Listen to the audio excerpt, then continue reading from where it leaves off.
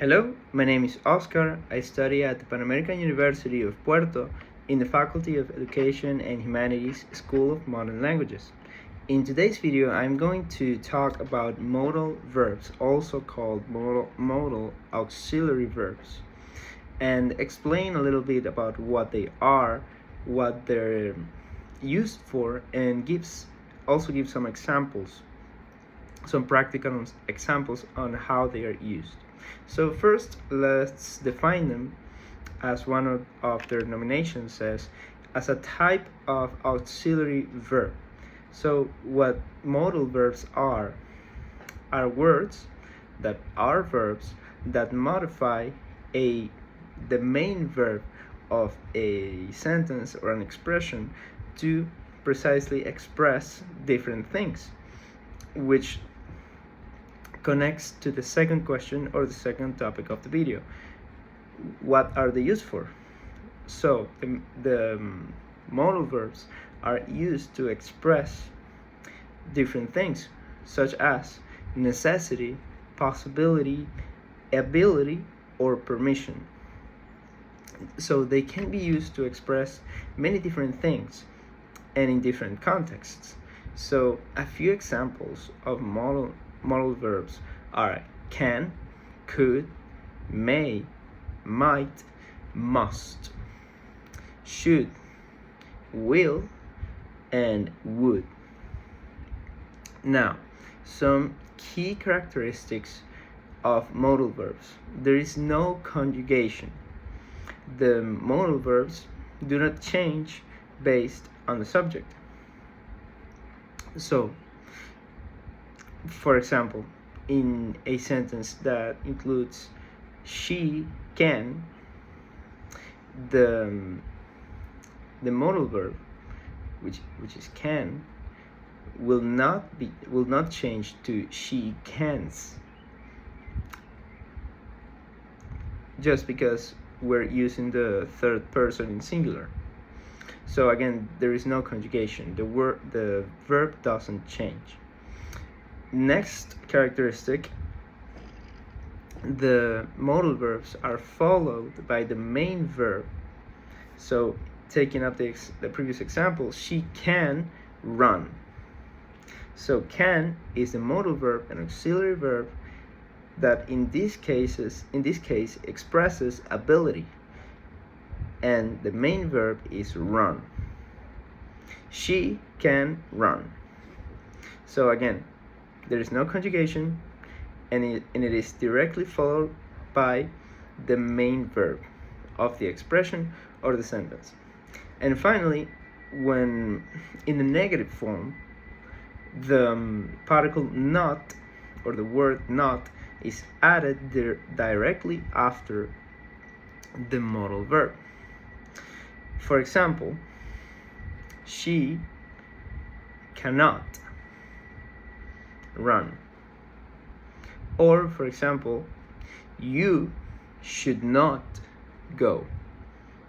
So again, should is a modal verb, and if the expression is negative, the word not is added right after the modal verb, should not. So it would go in between the modal verb and the main verb of the sentence or the expression. Now, so let's give some examples for a couple of modal verbs, which are may and might and can, could. We have already talked about can, and so again, can is used to express ability. She can run. We are stating that she is capable of running.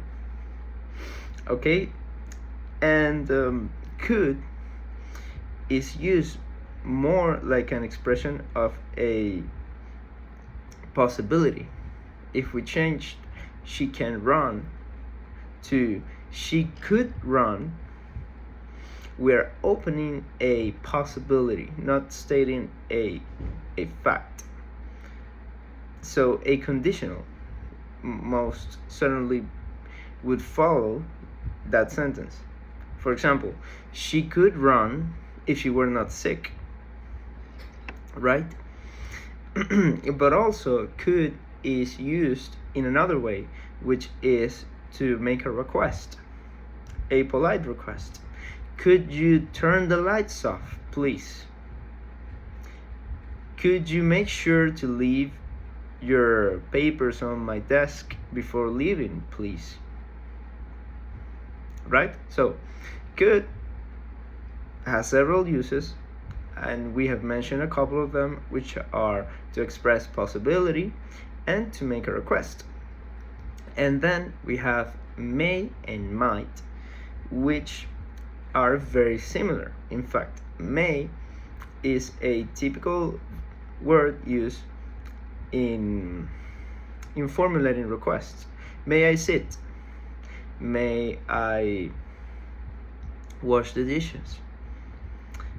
May I talk to you for a second? It's a way to ask, to